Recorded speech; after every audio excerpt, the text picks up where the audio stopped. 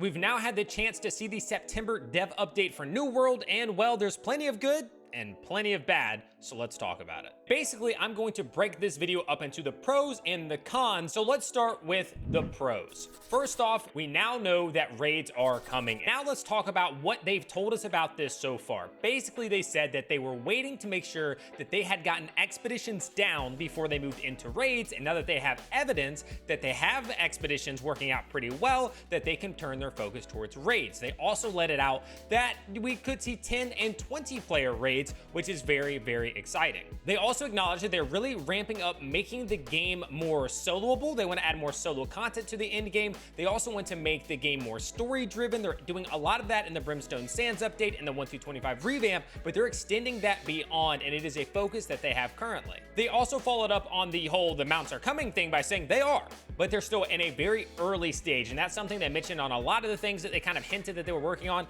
is that it's all in the design phase. They're not even into the the structure and the policies that go along with it afterwards. And they really did emphasize that while mounts are being worked on, you shouldn't expect them in the near future. They're definitely a ways off, but they're coming. This was essentially the same thing they said about loadouts, which they wouldn't name, but the idea that you can swap gear sets easier and be able to hold different ones and all that sort of jazz, that's coming. Again, it's still in the early stages. It might not be in the game for months. In addition, they basically continued to cover the main things we already know about: Brimstone Sands, Great Sword, all that sort of jazz, the Ennead, and things are moving along. They've made improvements. They talk about things that they're still looking at.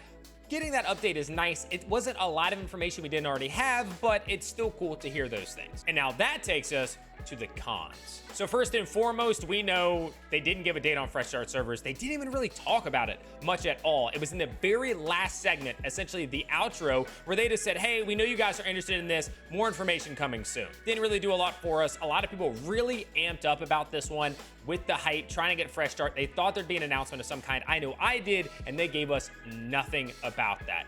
The other letdown, in my opinion, was this is their 1-year anniversary. This is the birthday of New World, and there was no sort of celebration outside of the video itself where they, wore hats and, shared some excitement. Birthday team.